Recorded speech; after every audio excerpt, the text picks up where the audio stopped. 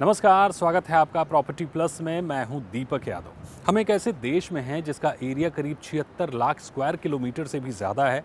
आबादी करीब 26 लाख है।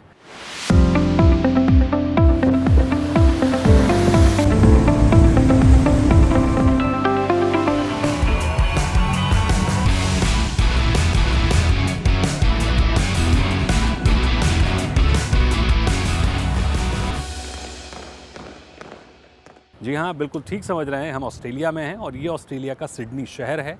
हम यहाँ क्यों हैं वो भी आपको बता देते हैं।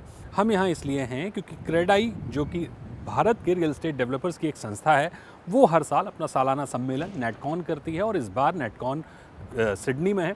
तो सिडनी में हम समझने की कोशिश करेंगे कि किस तरह से ऑस्ट्रेलिया में रियल एस्टेट काम करता है, किस तरह का प्रोसीजर होता है रियल एस्टेट को लेकर, क्या अपॉर्चुनिटीज़ हैं भारत में जो यहाँ पर ग्रैब की जा सकती हैं, किस तरह से हम यहाँ से सीखते हुए भारत के रियल एस्टेट को और बेहतर बना सकते हैं। इन्हीं सारी चीज़ों पर मंथन होगा। 3 दिन रियल एस्टेट डेवलपर्स तमाम तरह की स्टडी करेंगे, समझने की कोशिश करेंगे कि किस तरह से भारत के रियल एस्टेट को और बेहतर किया जा सके। तो आप बने रहिए मेरे साथ। मैं आपको भारत और ऑस्ट्रेलिया के बीच का संबंध भी बताऊंगा, रियल एस्टेट भी बताऊंगा, अपॉर्चुनिटीज़ भी बताऊंगा और चैलेंजेस पर भी करेंगे बात। आप बने रहिए मेरे साथ।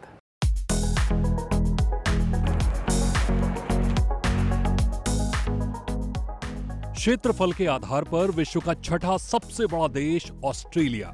77 लाख वर्ग किलोमीटर एरिया में फैले इस देश की आबादी 26 मिलियन है और आबादी के मामले में इस देश का 55वां नंबर है। भरपूर जमीन के चलते ऑस्ट्रेलिया का जनसंख्या घनत्व 3 व्यक्ति प्रति वर्ग किलोमीटर है। राजधानी कैनबेरा है और सबसे बड़ा मेट्रोपॉलिटन शहर सिडनी। 1.791 ट्रिलियन अमेरिकन डॉलर की जीडीपी के साथ ऑस्ट्रेलिया में प्रति व्यक्ति आय सालाना करीब 66,000 डॉलर से अधिक है। भारत और ऑस्ट्रेलिया के साझा मूल्य कई मायनों में महत्वपूर्ण हैं। मसलन भारत ऑस्ट्रेलिया से सालाना करीब 17 बिलियन डॉलर का आयात करता है, तो वहीं 10.5 बिलियन डॉलर का निर्यात। आयात में 96% रॉ मटेरियल और इंटरमीडिएट गुड्स हैं, 74% कोयला। वहीं भारत बड़े स्तर पर तैयार माल का निर्यात करता है। इसके अलावा भारत छात्रों की शिक्षा पर हर साल 4 बिलियन अमेरिकी डॉलर खर्च करता है। बीते साल भारत ऑस्ट्रेलिया के बीच India Australia economic corporation and trade agreement यानी इंडस सेक्टा हुआ है, जिसके तहत goods and service trade, rules of origin समेत तमाम बातें कवर की गई हैं। इसके अलावा दोनों देश के बीच मजबूत सामरिक संबंध, रक्षा, आर्थिक, शिक्षा और बहुपक्षीय सहयोग है। यही कुछ कारण है जिसकी वजह से भारतीय रियल एस्टेट डेवलपर्स ने अपना 22वां सालाना सम्मेलन नेटकॉन ऑस्ट्रेलिया के शहर सिडनी में आयोजित किया। भारत से आए 1100 से अधिक real estate developers, architect, finance expert Sydney में आयोजित नेटकॉन में शामिल हुए, जहां भारत में रियल एस्टेट को आसान और बेहतर बनाने के साथ मौजूदा चुनौतियों से निपटने को लेकर मंथन किए गए। इस आयोजन में देश के इंडस्ट्री मिनिस्टर पीयूष गोयल ने भी शिरकत की। पीयूष गोयल ने डेवलपर्स को साफ सुथरे रियल एस्टेट, मजदूरों की बेहतरी को लेकर नसीहतें दी। It's time we changed that. With 70 million people registered under ESIC and PF, you will truly be able to showcase your contribution to the national economy and to the well-being of India. That will have another very important impact for you personally. For every workman that will work with you, you will not only be providing 100% health coverage for them and their entire family, you will be providing them possibility of social security. You will be ensuring that facilities will be available across the country with children of these workmen and women getting creche or other requirements that are a part of the law, and most importantly with Provident Fund contribution, you will be providing for their old age care, for their pension, for their social security post-retirement. 3 दिन तक चले Netcon में global and India macro economic trade, transforming business, adoption of tech, real estate financing समेत sustainability पर white paper release हुआ। Property consultant Colliers India ने इस पर रिपोर्ट भी लॉन्च की।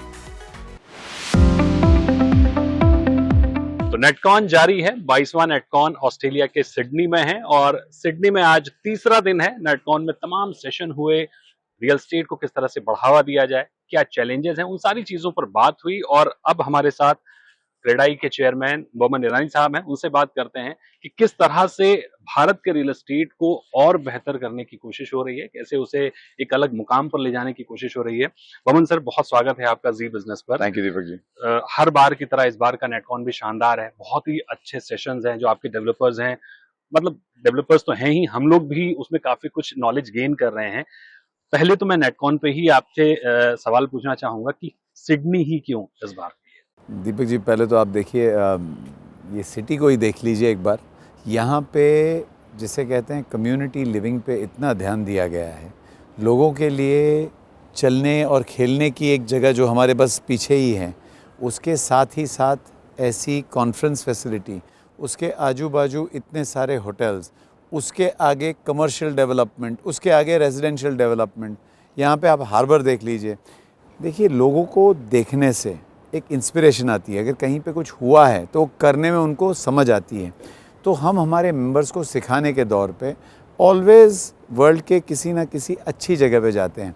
और इस बार की हमारी जो रेकी थी, उससे पहले तो मैंने ना कह दिया। मैंने बोला 15-16 घंटे की फ़्लाइट मैं पसंद नहीं करता। बट मेरी टीम आई मेरे पास और उन्होंने मुझसे क्या बोलते हैं, बड़े प्यार से समझाया कि सर, अगर हम हमारे मेंबर्स को कुछ दिखाना चाहते हैं तो ये दिखाएं। और जब मैं यहाँ पे आया और मंत्री साहब आए थे and I had the Fortune of walking with him, मैं उनको दिखा रहा था कि यहाँ पे यही बिल्डिंग जो आईसीसी है, जो इतनी बड़ी शानदार कॉन्फ्रेंस फैसिलिटी है, वो एक रोड के नीचे बनाई गई है। आप यहाँ से भी बाहर जाएंगे तो गौर कीजिएगा कि एक पूरा हाईवे, यानी 2 उसके पंख इस बिल्डिंग के ऊपर से जा रहे हैं। और अगर आप हयात जाते हो, जहाँ पे आप रह रहे हो शायद, तो उसमें होटल जो है वो रोड या हाईवे के ऊपर बनी हुई है।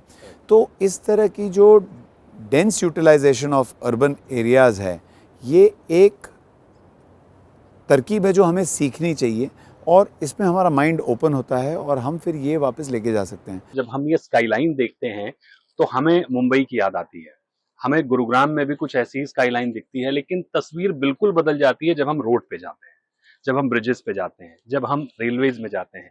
तो इसमें कोई दो राय नहीं है कि जो इंडियन डेवलपर्स हैं वो एक शानदार स्काईलाइन बना रहे हैं, अच्छी बिल्डिंग्स बना रहे हैं, लेकिन शायद उनको वैसा इंफ्रास्ट्रक्चर नहीं मिल रहा है जिसकी रिक्वायरमेंट्स है। कहाँ गैप हो रहा है? फ्रीक्वेंसी गवर्नमेंट के साथ या बॉडीज के साथ कहाँ मैच नहीं हो पा रही? दीपक जी, आपका पॉइंट बिल्कुल राइट है, लेकिन मैं स्ट्रेस करूँगा कि आप जो ये परिवर्तन देख रहे हो वो शायद लास्ट 10-15 साल का ही तो है। और ये परिवर्तन की स्पीड जो होती है, it's like a fly wheel. वो जितना फास्ट जाती है उतना फास्ट और चली जाती है। तो हम देख रहे हैं कि इंफ्रास्ट्रक्चर की बूस्ट काफ़ी हो रही है हमारे कंट्री में। अच्छा, एक और आप जानते ही होंगे कि गवर्नमेंट पहले जो है खुद डिसीजन लेके फिर सब पे इम्पोज करती थी। गवर्नमेंट आज की तारीख में लोगों को बुलाती है, वेदर इंडस्ट्री वालों को बोलिए या डेवलपर फ्रेटर्निटी को बोलिए, तो सीआईआई से उसके रिकमेंडेशन पूछती है, क्रेडाई से उसके रिकमेंडेशन पूछती है, फिक्की से उसके रिकमेंडेशन पूछती है, और फिर गवर्नमेंट उस पर ऑफ कोर्स फाइनल डिसीजन उनका ही होता है। और डेवलपर को 3 चीज़ चाहिए। देखिए, आप लैंड दीजिए, आप हमें ईज़ ऑफ अप्रूवल्स दीजिए, और लास्ट में लास्ट माइल कनेक्टिविटी दे दीजिए। India is probably at 7% of the GDP by real estate. US में 21.4% of GDP is driven by real estate. तो आप मान सकते हो कितना बड़ा गैप है। और हम जो ये 20 ट्रिलियन डॉलर की इकॉनमी की बात कर रहे हैं, आज 4 ट्रिलियन के आसपास हैं। तो ये 16 ट्रिलियन में से जैसे नीलकंठ मिश्रा जी ने हमें बताया कि 16 ट्रिलियन में से शायद 1 और ट्रिलियन आएगा एक्सपोर्ट से, लेकिन मैक्सिमम ग्रोथ जो आएगी वो कंजम्पशन से आएगी, अपने पॉपुलेशन की कंजम्पशन से आएगी, जिसमें हाउसिंग एक बहुत बड़ी नीड है। आपने सर एक डेटा दिया कि 70 मिलियन वर्कर्स आपके डायरेक्ट इनडायरेक्ट वे में रियल एस्टेट के साथ जुड़े हुए हैं। उसके अलावा आपने बताया करीब 1 करोड़ घर आप लोग बनाने वाले हैं ग्रीन प्रोजेक्ट के तहत। तीसरी चीज, केंद्रीय मंत्री पीयूष गोयल साहब का भी जो सेशन था बड़ा इंटरेस्टिंग था और बड़ी शानदार चीजें उन्होंने कही कि लेबर जो वर्कर हैं उनके भी पीएफ की इंतजाम हो, ईएसआई का इंतजाम हो, उनके बच्चों के लिए अच्छे क्रच हो साइट पर, उनके जो बुजुर्ग लेबर हैं उनके लिए सीनियर सिटीजन्स का जो भी प्लान होता है या पेंशन प्लान होता है, उस तरह की व्यवस्था हो, यानी लेबर का पूरा परिवार सेव हो, डेवलपर अच्छा प्रॉफिट कमाए, अच्छी क्वालिटी के प्रोडक्ट बनाए, यानी विन विन सिचुएशन सबके लिए हो। तो ये कैसे होगा सर? एक बात तो है, वेदर आप मानो या ना मानो, आप लोगों की लाइफ का अगर टेक केयर करते हो तो वो आपके लिए अच्छा प्रोडक्ट या अच्छी ज़्यादा सुविधा बनाने की इच्छा रखते हैं। गवर्नमेंट ने काफ़ी अच्छे अच्छे काम किए हैं।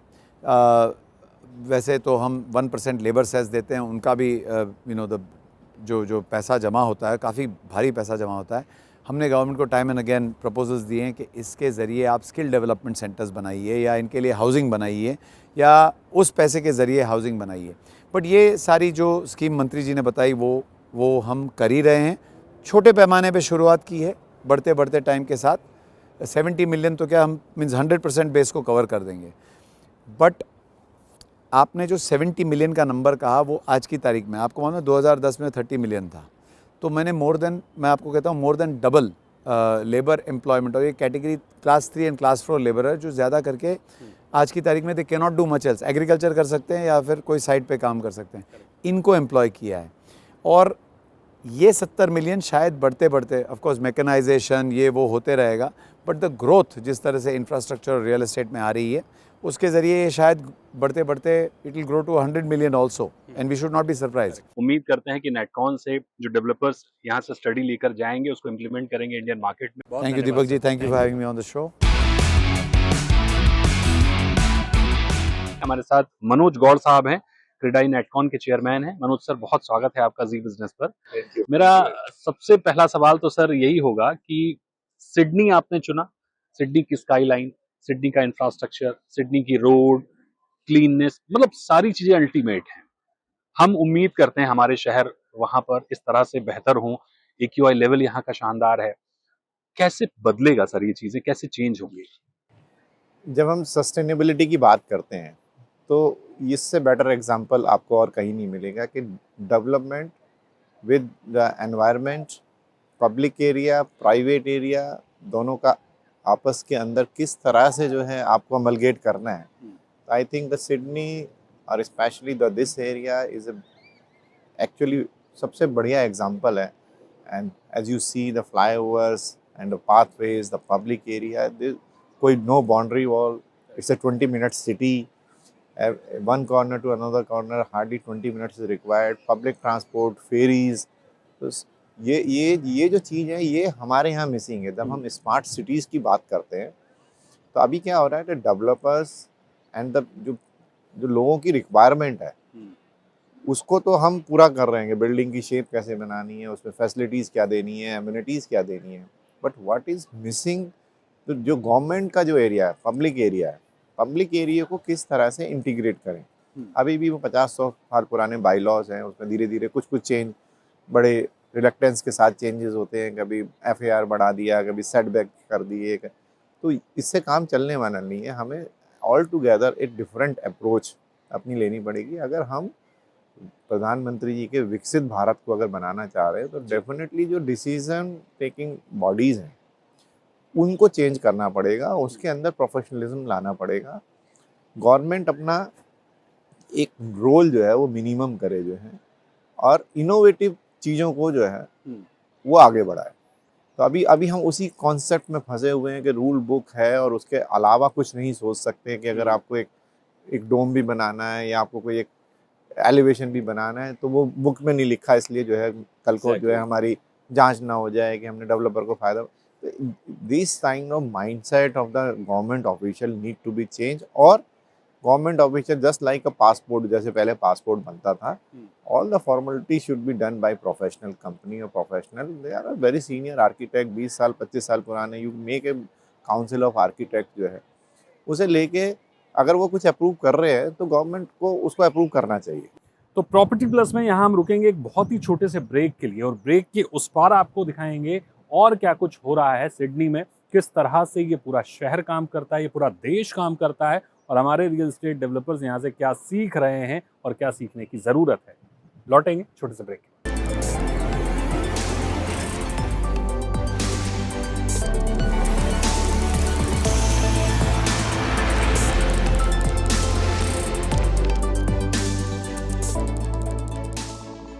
Welcome back. आप देख रहे हैं प्रॉपर्टी प्लस और आज प्रॉपर्टी प्लस में हम बात कर रहे हैं ऑस्ट्रेलिया की, सिडनी शहर की, सिडनी के रियल एस्टेट की, कि किस तरह के इकोसिस्टम में, किस तरह के इंफ्रास्ट्रक्चर में यहाँ पर डेवलपमेंट हुआ है, हम इससे क्या कुछ सीख सकते हैं और इस शो को आगे बढ़ाते हैं और आपको दिखाते हैं कुछ और अपडेट्स।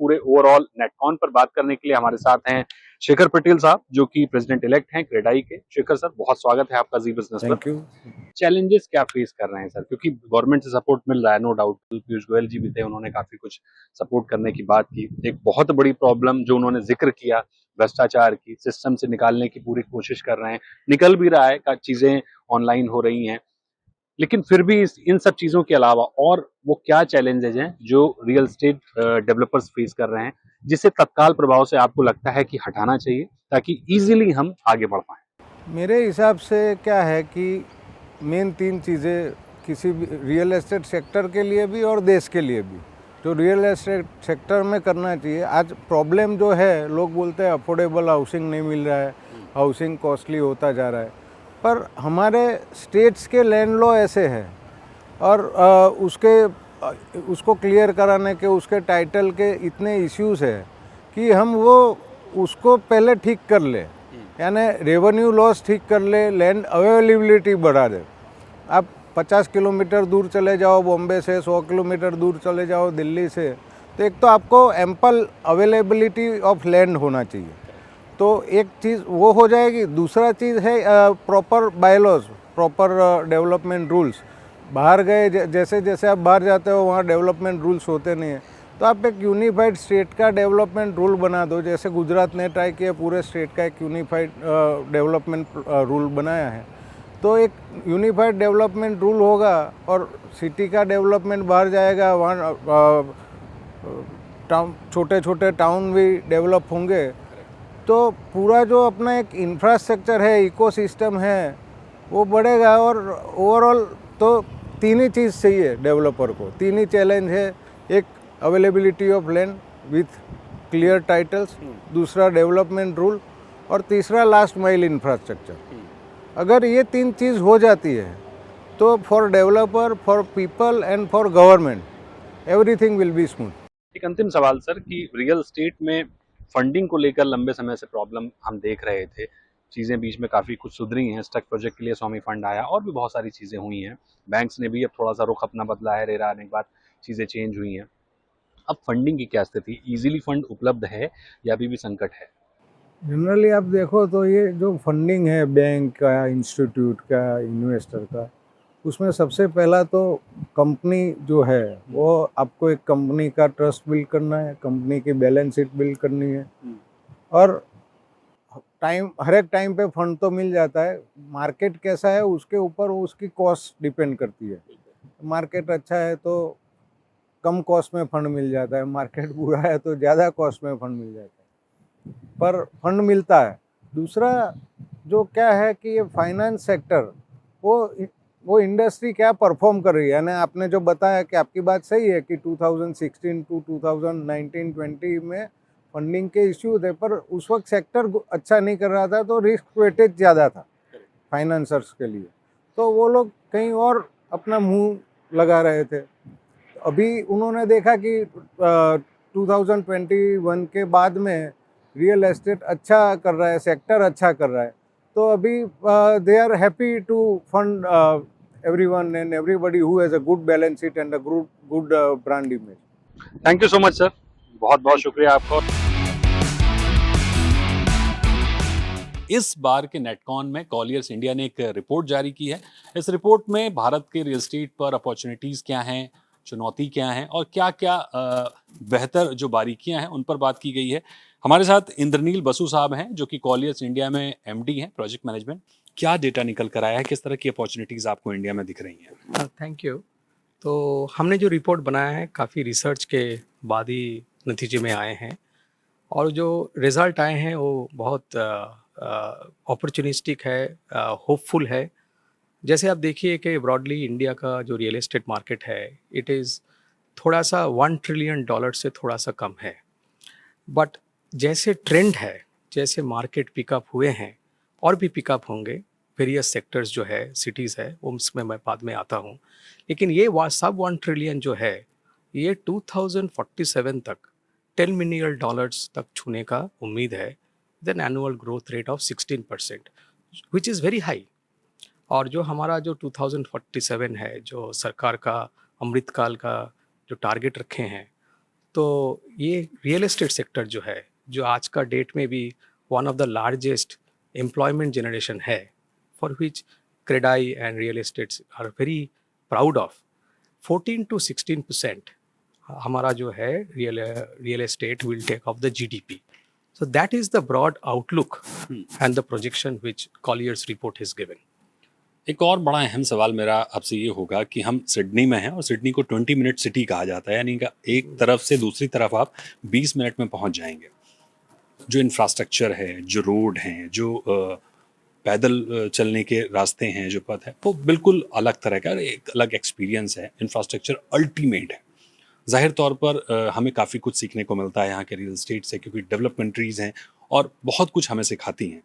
भारत भी अगर हम देखें तो इस समय जो इंफ्रास्ट्रक्चर डेवलपमेंट भारत में चल रहा है, इसको देखते हुए और वो जो डेवलपमेंट हमारे वहाँ चल रहा है, क्या हम इस विज़न से या इसके आगे के विज़न पे काम कर रहे हैं या अभी भी हम पारंपरिक तरीके से आगे बढ़ रहे हैं? मेरा ख्याल से जो हमारा जो डेवलपर है और जो सेकंड रंग का डेवलपर है, सेकंड जनरेशन जो है, जो कर रहे, वो बाहर बहुत ट्रैवल कर रहे हैं। जिनको भी मैं मिलता हूँ, हम देखते हैं कि वो जो बाहर जो हो रहे हैं, जैसे सिडनी बोलिए, जरे सारे मैच्योर मार्केट जैसे लंदन बोलिए, न्यूयॉर्क बोलिए, वहाँ पे जो सोशल इंफ्रास्ट्रक्चर, ट्रांसपोर्ट सिस्टम वो लाना चाहते हैं।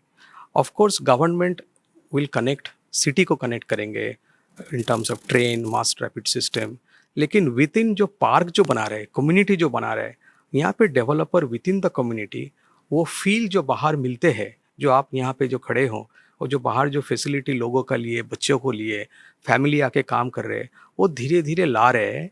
उसके लिए इंटरनेशनल कंसल्टेंट ला रहे हैं, इंटरनेशनल आर्किटेक्ट ला रहे हैं, अवार्ड विनिंग डिज़ाइंस बन रहे हैं, करके वो इम्प्लीमेंट कर रहे हैं।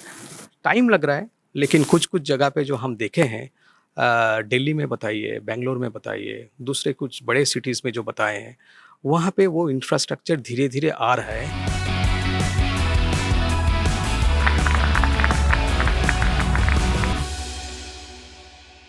तो आज प्रॉपर्टी प्लस की इस एपिसोड में फ़िलहाल इतना ही। हमारी कोशिश थी कि हम आपको बता सकें कि डेवलप कंट्रीज़ से हम रियल एस्टेट के तौर पर और भी तमाम चीज़ों के तौर पर हम क्या सीख सकते हैं।